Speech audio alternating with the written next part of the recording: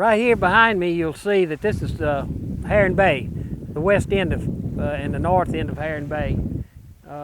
Extends on out back to the east here to the cutoff. We've oystered here for generations, and some of my wife-skin people was born and raised right over there off of Gates's Landing.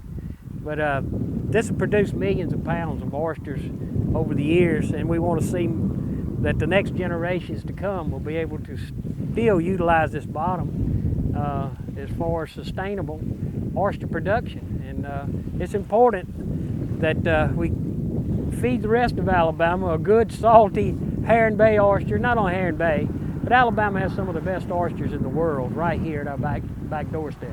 Personally, I like a good salty oyster po' boy, or just a good fried oyster platter. Now, there's so many ways that you can enjoy oysters.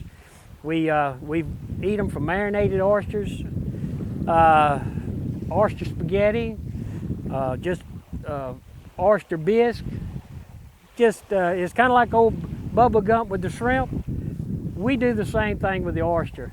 My wife loves the little salty ones right out of the shell. I do too, but it's something that we took over from the Indians, this trade that we have. The Indians loved them because you see so many oyster middens around. They would go, like we have in West Heron Bay over there, around Jules Island. That's an oyster midden that the Indians put. All along this area here was our forefathers' backyard that fed their families, and their children just passed it on from generation to generation. Love them raw. In fact, we had a fellow here just a minute ago that let us sample some of his oysters that he brought, and he said he's going to bring home this 100 oysters to enjoy them, and they were salty and good for sure.